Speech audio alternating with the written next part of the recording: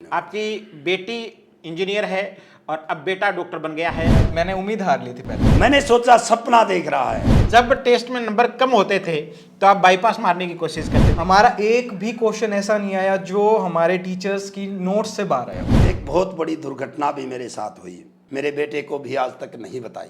मेरा जो बेंच था ना वो टूटा हुआ। अक्सर रिपीटर बच्चे एक बहुत बड़ी गलती करते हैं। आप डॉक्टर बन के बाहर निकलो। अच्छे कोचिंग से जुड़े होने के बावजूद सफल नहीं हो पाते। ना बेटा तेरी किस्मत खराब है। अपने घर से दूर, अपनी नजरों से दूर छोड़ के आया हूँ। ठंड में क्या है कि रजाई वगैरह होती है तो ब्लैंकेट वगैरह होती है तो ज्यादा नींद आती है। 445 से 625 नंबर तक आप पहुंचे। सर मेरे को 6 बजे बुलाते, मैं 5:30 आता। सर बोलते थे 12 बजे तक, हम 12:30 तक बैठते। सर वो ऑनलाइन इंस्टाग्राम की रील्स चलती है, ये गलत हो रहा है मैं तो फोन चलाऊंगा। नमस्कार, पीसीपी प्रिंस सीकर से मैं ओंकार मोंड और आज हमारे बीच हरियाणा भिवानी जिले के लोहारू के पास से डिकावा मंडी का एक ऐसा होनहार बेटा मौजूद है जो अपने जुनून के दम पर यहाँ तक पहुँचा है। मैं अक्सर कहता हूँ कि विजेता वो नहीं बनते जिनकी रगों में खून दौड़ता है, विजेता वो बनते हैं जिनकी रगों में जुनून दौड़ता है। बेटा गौरव एक जुनून का बहुत बड़ा प्रमाण है। सुबह 6 बजे जब सेल्फ स्टडी का टाइम हुआ करता था पीसीपी का, तो आप 5 बजे क्लास में आकर के बैठ जाते थे। जब पीसीपी में तैयारी के लिए आए थे तो उस वक्त आपका वजन 80 किलो था और सब कुछ छोड़ करके पढ़ाई के पीछे इतना तल्लीन हुआ कि जब गया तो वजन 65 किलो था। यानी सिर्फ नीट को ही खाना पीना ओढ़ना बिछाना, इस हद तक का जुनून गौरव में था। और यही वजह है कि लास्ट ईयर का आपका स्कोर 445 नंबर था और इस स्कोर को आपने कितना बढ़ाया है ये तो हम गौरव के मुँह से ही जानेंगे। गौरव के पिताश्री जितेंद्र जी शर्मा हमारे बीच मौजूद हैं, वहीं एक जूस की दुकान चलाते हैं। बिल्कुल एक सामान्य से परिवार से निकल करके गौरव ने इतना बड़ा अचीवमेंट हासिल किया है। तो सबसे पहले तो जितेंद्र जी मैं आपको और आपके पूरे परिवार को बहुत बहुत बधाइयाँ प्रेषित करना चाहूँगा पूरे पीसीपी परिवार की ओर से। आपकी बेटी इंजीनियर है और अब बेटा डॉक्टर बन गया है, कैसा लग रहा है? किसी भी माँ बाप को अपने बच्चे आगे बढ़ते हुए अच्छे लगेंगे, ये तो स्पष्ट है। लेकिन ओंकार सर, मेरे दोनों बच्चे आप ही के नीचे से होकर के गुजरे हैं, जिनकी इनकी पढ़ाई आपने ही संपूर्ण करके बेटी को इंजीनियर बनाकर हिसार से इंजीनियरिंग कर रही है, कंप्यूटर साइंस से।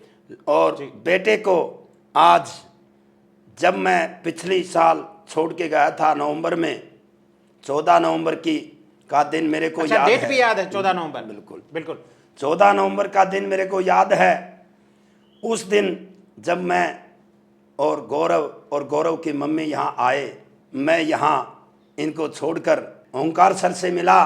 बच्चा आप मेरे पास छोड़ के जा रहे हैं, बेटे को डॉक्टर बनाना मेरी जिम्मेवारी है। उस दिन मैं सोच भी नहीं सकता था क्या ये उपलब्धि छोटे से परिवार में पनपे, ग्रामीण क्षेत्र से निकले, उसको नसीब होगी। मैंने सोचा सपना देख रहा है, लेकिन उस सपने को साकार किया पीसीपी परिवार ने। ओंकार सर का, रोहिला सर का मैं हृदय की गहराइयों से इनका धन्यवाद करता हूं कि इन्होंने मेरे बेटे को आज इस मुकाम तक पहुंचाकर मुझे जो सपना था उसको साकार कर दिखाया। मैं इनका बहुत हृदय की गहराइयों से धन्यवाद करता हूं। इन्हीं के आशीर्वाद से आज मेरा बेटा एमबीबीएस डॉक्टर बनने जा रहा है। मेरे पास कोई शब्द नहीं है। पीसीपी परिवार के राकेश रोहिला जी, जब मैंने उनसे मुलाकात की तो उन्होंने कहा पढ़ाना हमारा काम है, बच्चे का पढ़ना काम है, लेकिन एक फर्ज आपको भी निभाना होगा। मैंने कहा आदेश दें, हर 15 दिन के अंदर गौरव आपकी और मेरी एक मीटिंग हो, जिससे सिर्फ उन 15 दिन की जो अचीवमेंट हासिल करनी है, बच्चे ने की है, जो प्रोग्रेस की है, उसके बारे में हम उसका रिपोर्ट कार्ड तैयार करेंगे और उसी के अनुसार इसको इस मुकाम तक ले जाएंगे। उसी दिन मैंने राकेश जी से के वादा किया था कि राकेश जी मैं आपके पास 15 दिन नहीं 14 दिन के अंदर आऊँगा। क्या बात। एक अभिभावक के रूप में आप खूब जागरूक रहे हैं। हर दूसरे सप्ताह आपका हरियाणा से चला करके सीकर तक आना इस बात का सबूत है कि अपने बच्चे को डॉक्टर बनाने को लेकर के आप कितने जागरूक थे। मुझे पता चला है कि सुबह गौरव को हरियाणा से कॉल करके सीकर में जगाना और कहीं वापस नहीं सो जाए, इसलिए इसको हनुमान चालीसा मंदिर में बैठ करके आप पढ़ करके फ़ोन पर सुनाते थे और उसके बाद में ये उठ करके कोचिंग आ जाता था नहा धो करके। तो एक अभिभावक के रूप में आपने खूब जागरूकता दर्शाई है। जो पेरेंट्स अपने बच्चों को काबिल बनाना चाहते हैं उनके लिए आप क्या कहना चाहेंगे, क्योंकि आप एक रोल मॉडल गार्जियन हैं। मैं आपको बताऊं, जब ये गौरव को मैंने 14 तारीख को छोड़ के गया था यहाँ पर, एक बहुत बड़ी दुर्घटना भी मेरे साथ हुई, जो मैंने आज 15 दिन पहले, आज से 15-20 दिन पहले तक मेरे बेटे को भी आज तक नहीं बताई जी। हम जब यहाँ से गाड़ी छोड़कर गाड़ी में से जा रहे थे तो झुंझुनू से निकलकर हमारा गाड़ी का एक्सीडेंट हो गया जी। जब सामने से मैंने मौत देखी तो मेरे मुख से एक ही बात निकली, हे बाबा बालकनाथ, ये क्या किया। हम इत्तेफाक से खूब अच्छी तरह से बच गए और मैंने अपने बच्चे को उस टाइम से कुछ भी नहीं बताया, क्योंकि इनको अगर उसी दिन पता चल जाता तो ये अपने घर पे आ जाता और मैं आज इसको डॉक्टर नहीं देख सकता था। भगवान ने हमें बचाया। उसके बाद मैंने प्रण लिया, गौरव को डॉक्टर बनाना है, तो मैं अपने घर से दूर, अपनी नजरों से दूर छोड़ के आया हूं। क्या वो बच्चा पढ़ रहा होगा या सो रहा होगा। मैं सुबह 3 बजे उठता हूं, 1.5 घंटे घर पे पूजा करता हूं, सभी देवी देवताओं की, 7 हनुमान चालीसा के पाठ घर पे करता हूं। उसके बाद मंदिर के लिए निकल पड़ता हूं। 5 बजे हनुमान के चरणों में बैठकर गौरव को फोन लगाता हूं। गौरव, हाँ बेटा, जय सिया राम, जय सिया राम। हमारा यही एक होता था सुबह, नमस्ते पापा, अभिवादन का एक्सचेंज इस रूप में नमस्ते करते थे आप। पापा नहीं होता था हमारा। जैसे ही फोन उठा, अगर पहले इसने बोल दिया तो जय सिया राम पापा, मैंने बोला तो जय सिया राम बेटा। हमारा एक ही वचन होता था और बाबा बजरंग बली की चरणों में हम लीन हो जाते थे। 7 हनुमान चालीसा नित्य प्रतिदिन, एक दिन भी मैंने नहीं छोड़ा, जब तक अभी भी, आज भी ये डॉक्टर आप बन घर पे चुका भी है, सुनाते हो? आज भी ये डॉक्टर बन चुका है, लेकिन मैं उस मंदिर से आज तक इसको वही हनुमान चालीसा के पाठ आज भी सुनाता हूं। 7 हनुमान चालीसा के पाठ का संकल्प मैंने डॉक्टर गौरव के लिए लिया था। क्या बात। मैं आपको बताऊं, गौरव में भी मैंने जनून, जब 2019 में ये लॉकडाउन लगा था तो मेरे घर के ऊपर मैं इसको ले गया। मैंने 15-15 घंटे पढ़ाई करवाई और इसको कहा, मो बेटा डॉक्टर बनना है, या तो +2 पास रहना है या डॉक्टर बनना है। इसके लिए मैं पढ़ाई तो मैं नहीं कर सकता, लेकिन मेरे अंदर भी एक जनून है। मेरे अंदर 122 किलो वजन था। मैं क्या बताऊं, मुझे एक कदम चला नहीं जाता था, मेरी यह स्थिति थी। और उस दिन मैंने गौरव को कहा, बेटा मैं आज तेरे को वचन देता हूं, एक जनून पैदा करता हूं कि 122 किलो से 85 और 90 के बीच में वजन ला के दिखाऊंगा। क्या बात है। और वो वजन तो मैं लाऊंगा और तू इस अचीवमेंट को हासिल करके MBBS डॉक्टर में दाखिला ले, तभी मैं तेरे को मानूंगा। जुनूनी पिता के जुनूनी बेटे से बात करते हैं, गौरव से संवाद करते हैं। गौरव, सबसे पहले तो आपको बहुत बहुत बधाई भावी डॉक्टर बनने के लिए। और जिस तरह से आपके पिताश्री जिस जुनून के साथ बोल रहे थे, जिस जज्बे के साथ बोल रहे थे, जिस जोश के साथ बोल रहे थे, उससे ये लगता है कि आपने इन आपकी सफलता को देख करके एक अंदर से काफ़ी मजबूत हुए हैं। आप PCP तक कैसे पहुँचे? सर लॉकडाउन में मैंने जैसे घर पे तैयारी की थी, उसके बाद जैसे मेरा एग्ज़ाम हुआ, उसमें मेरे थोड़े कम मार्क्स आए। फिर मैं सोचने लग गया कि अब तो नहीं होगा मेरे से। 445 से 625 नंबर तक आप पहुँचे। यस सर, 445 से 625 तक मेरा 180 का थोड़ा जंप हो गया। बिल्कुल। ठीक है। और मैंने उम्मीद हार ली थी पहले। फिर मम्मी पापा बोले कि बेटा एक और ट्राई कर ले, क्योंकि जैसे 2 अटेम्प्ट दे दिए थे मैंने, तो फिर एक बार मन हारने लग जाता है। तो फिर मम्मी ने एक दिन बोला कि ओंकार सर से बात करते हैं। तो फिर तो हमारे पास जैसे कॉन्टैक्ट डिटेल थे नहीं आपके, तो फिर है ना हमने क्या किया, मैंने सोचा कि सर से फेसबुक पे बड़े एक्टिव रहते हैं, तो सर से वहाँ से मतलब कॉन्टैक्ट लेते हैं। तो फिर मैंने देखा आपके फेसबुक पे आपके नंबर थे। फिर है ना जैसे मम्मी ने बात की आपसे, फिर जैसे पापा मम्मी ने सबसे मतलब आपसे बात की, जब फिर आपसे जानकारी हुई, फिर आगे मतलब आपके पास लेके आए मेरे को, फिर आपको सौंप दिया। फिर मेरे को जैसे जैसे मैं आपकी जैसे स्पीच वगैरह सुनता था, मैं खुद मोटिवेट होता था। फिर आगे मतलब आपने मेरे को मतलब बहुत अच्छे से गाइड किया, उसके लिए आपका थैंक यू। बहुत बार मैंने नोटिस किया है कि जब भी आप सामने मिलते थे मैं टेस्ट के नंबर जरूर पूछता यस था, सर, बिल्कुल। और जब टेस्ट में नंबर कम होते थे तो आप बाईपास मारने की कोशिश करते थे कि Yes, सर से sir. सामने इधर से Yes, sir, उधर yes. से। सर मैं क्या करता था कि जैसे जैसे मेरे एक टेस्ट में नंबर कम आ गए, तो उस टेस्ट में फिर जैसे आपका क्या था कि हर टेस्ट के बाद मेरे को मिलना होता था आपसे, आपने बोल रखा था। मैं क्या करता था, जैसे मेरे एक टेस्ट में नंबर कम हो गया तो मैं सोचता था अगले अगले में बढ़ा के नंबर और फिर सर से मिलूंगा, बट फिर ऐसे वैसे बहुत बार आपसे बाईपास जरूर किया। चलिए, तो गौरव आपकी दिनचर्या क्या रहती थी, क्योंकि मुझे ऐसा लगता है कि आप उन स्टूडेंट्स के लिए बहुत बड़ा मोटिवेशन है जो नीट में पहले साल में थोड़ा कम स्कोर कर पाए, लेकिन उसके बाद में इतने जुनून के साथ लगे कि सब कुछ छोड़ करके। बहुत बड़ी बात होती है साहब, 80 किलो का गौरव जितेंद्र जी ने हमें सौंपा था और हमने इनको वापस 65 किलो का गौरव सौंपा, 62 किलो का। तो ये अपने आप में बहुत बड़ी बात होती है। तो आपकी दिनचर्या क्या रहती थी?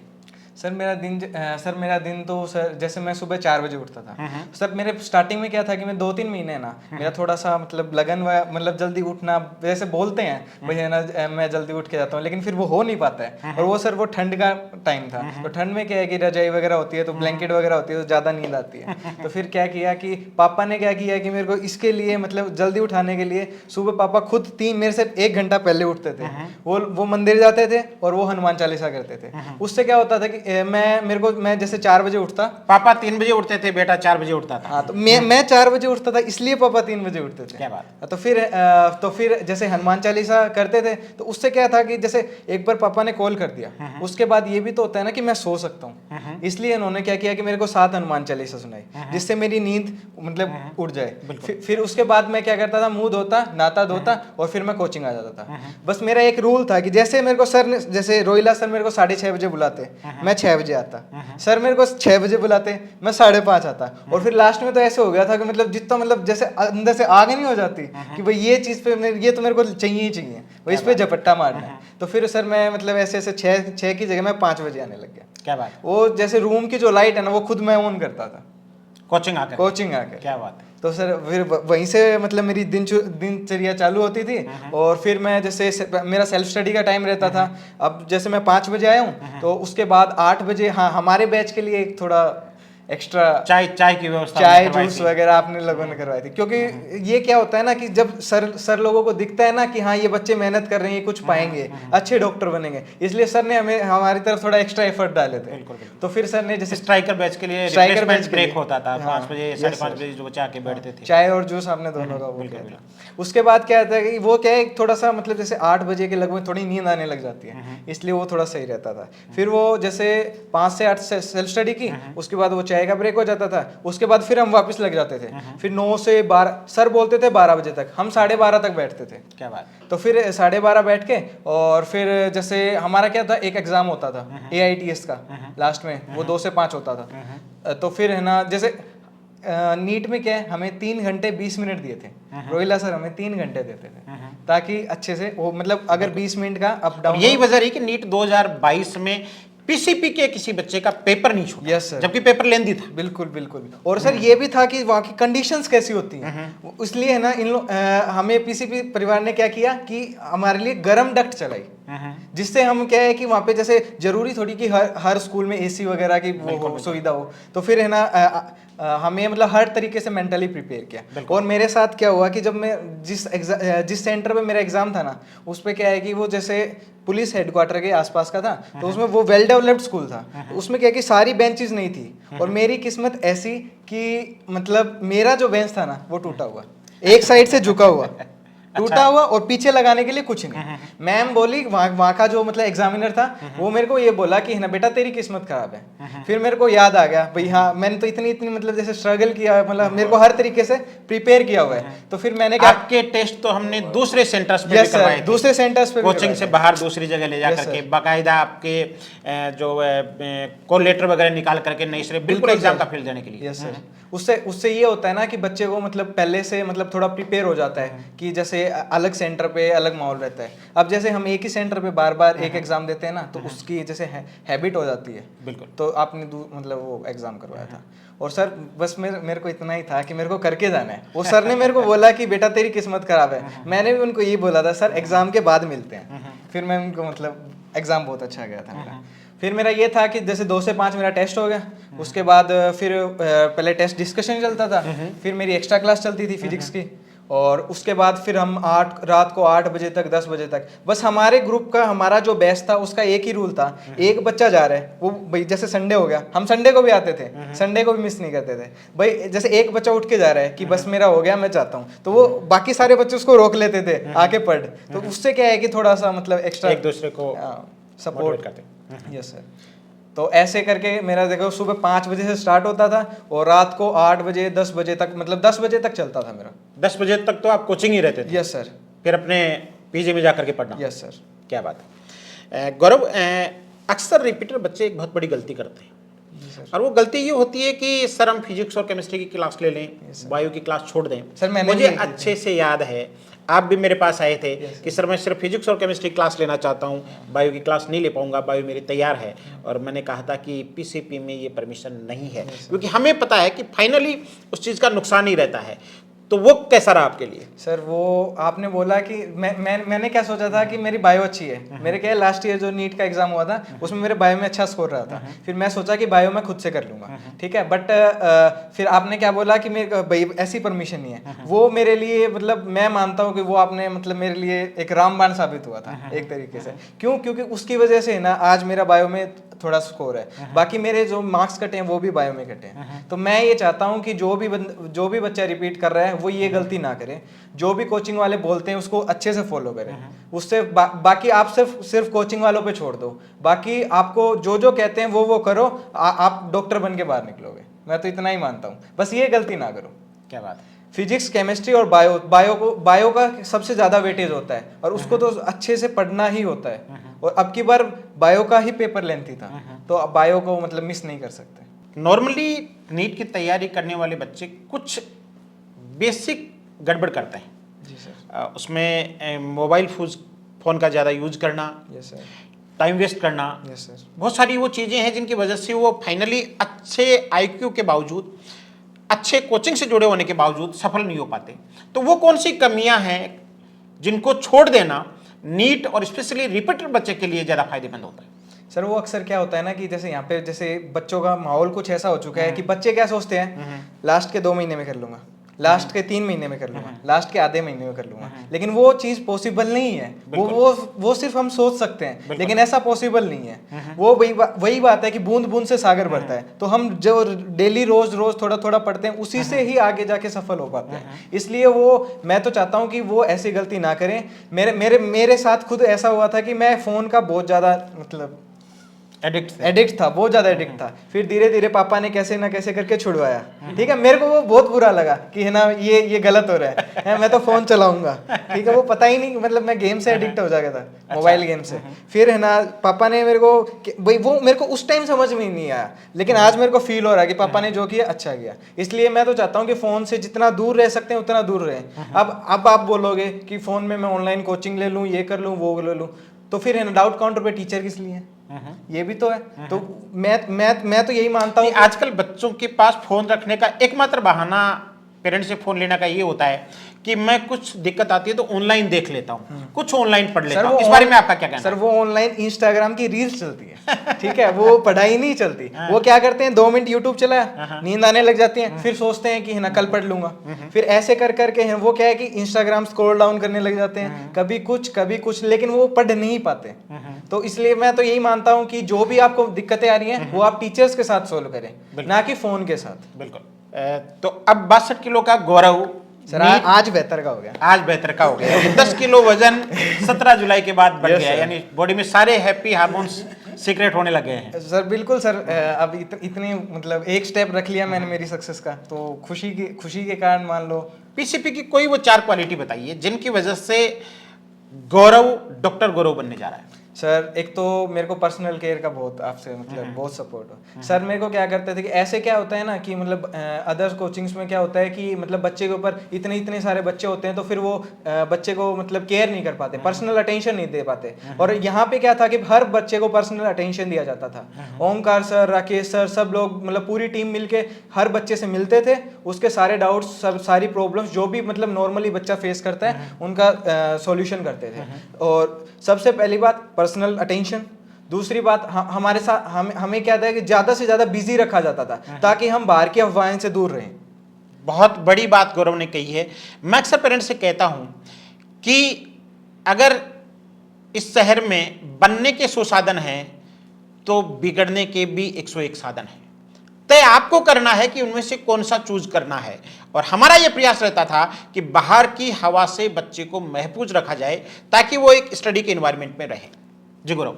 यस सर, क्योंकि जो बच्चा मतलब जिसका IQ बहुत ज्यादा है ना, वो क्या करता है, वो स्टार्टिंग में तो मतलब अच्छा चलता है, लेकिन लास्ट में ये जो अफवाहें हैं, ये जो हवा है ना बाहर की सर, वो उसको सर मतलब वो बंदा डॉक्टर के पास होता है लेकिन वो फिर वापस नीचे उसी मतलब जिस पोजीशन से स्टार्ट हुआ था वहीं पे आ जाता है। बिल्कुल। तो मैं मतलब पर्सनल अटेंशन का था और सर ने इतनी अच्छी केयर की मेरी, और बाद में सर ने हमें ज़्यादा से ज़्यादा बिजी रखा, हमारे ज़्यादा से ज़्यादा टेस्ट लिए ताकि अलग अलग टाइप के हमारे क्वेश्चंस आते थे, ताकि किसी भी टाइप का पेपर आ जाए तो हमें कोई दिक्कत ना हो। टाइम टू टाइम हमारी मीटिंग होती थी, मोटिवेशन के मेडल सेरेमनी होती थी, और मेरा मेन चीज़ होता है कि पर्सनल अटेंशन सर, डायरेक्शन अच्छी, मतलब मार्गदर्शक बहुत अच्छे थे हमारे लिए। तो सर, तो घर पे भी अब पीसीपी की याद आती है? सर बहुत आते हैं सर। अब तो क्या है सर, टाइम पास नहीं होता। पहले क्या था, 15-16 घंटे 17 घंटे पहले होड़ लगी रहती थी बच्चों में कि हमें इतना करना, इतना करना, इतना करना है। और सर आज तो मतलब यही है कि वही दिन अच्छे थे। गौरव, मैं अक्सर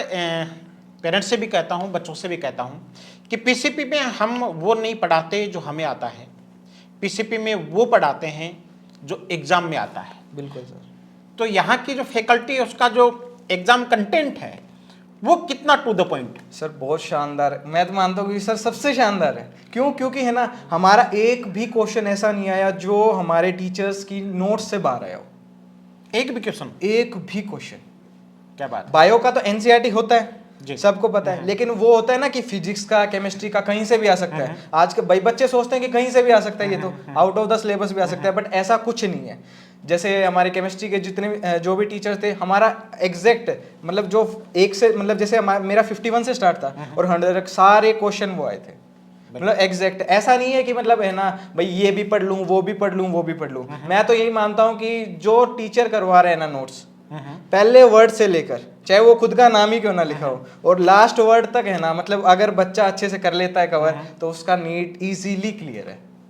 यानी आपके हिसाब से अपना दिमाग मत लगाओ, जो पीसीपी कहती है वो बिल्कुल करते जाओ, सर, सिलेक्शन हो जाएगा। बिल्कुल। मतलब आप यहाँ आ जाओ और सर जो बोलते हैं, जो आपको, हमारे क्या है कि 250 प्लस टेस्ट पेपर हुए थे। मतलब हम सुबह शाम, हमने एक दिन में 4 टेस्ट भी दिए हैं। मतलब बोलते हैं कि ये इम्पॉसिबल है, हम 5:30 बजे से लेकर रात को 9:30 तक हमने खुद ने टेस्ट दिए। तो कुछ भी इम्पॉसिबल नहीं है, बस यहाँ आओ, टीचर्स को फॉलो करो। ऐसा नहीं लगता था कि ये क्या हमारी क्या बैंड बजा के रखी है? सर वो लगता था, बट आज के दिन है ना, हम बहुत अच्छा फील कर रहे हैं। बिल्कुल। हाँ, तो वो हमारे अच्छे के लिए था ना। वो उस टाइम क्या होता है कि जो हमारे अच्छे के लिए होता है वो हमें बुरा लगता है। अब पेरेंट्स हैं, स्ट्रिक्ट हो जाते हैं, तो हमें क्या लगता है कि हमें बांध रहे हैं, ये कर रहे हैं, मतलब लेकिन वो हमारे अच्छे के लिए होता है। और वो हमें कब पता चल जाता है, जब या तो किसी के साथ वाले के साथ ऐसा हो रहा हो, या फिर है ना खुद जब मतलब सक्सेसफुल होने के बाद पता चलता है कि ऐसा होता है। तो मेरा मानना ये है कि आप लोग यहाँ आओ, और जो सर कहते हैं, जो राकेश सर, ओंकार सर जो भी कहते हैं कि इसको फॉलो करो, आप वैसे के वैसे ब्लाइंडली फॉलो करो। ऐसे नहीं कि है ना वो बोल रहा है कि मतलब कोई और कुछ कह रहा है कि ये टेस्ट सीरीज ज्वाइन कर लो, ये कर लो, वो लो, कुछ नहीं करना। यहाँ आओ, एडमिशन लो, फर्स्ट डे से लेकर लास्ट डे तक यहाँ पे रहो, ब्लाइंडली फॉलो करो। आप ये मत सोचो सिलेक्शन होगा नहीं होगा, मैं बोलता हूँ कि 100% होगा। क्या बात। बस ब्लाइंडली फॉलो करना चाहिए, उसमें थोड़ी सी भी वो नहीं होनी चाहिए, हिम्मत नहीं होनी चाहिए। हाँ, यस सर। तो आप थे गौरव शर्मा, लोहारू के पास एक छोटे से गांव के रहने वाले हैं। दूध दही का प्रदेश जिस हरियाणा को कहा जाता है, उसकी शान बन करके निकले हैं। मैं एक बार फिर से आपके पूरे परिवार को पीसीपी की तरफ से बहुत बहुत शुभकामनाएं देना चाहूँगा। बहुत बहुत शुक्रिया, आभार जितेंद्र जी।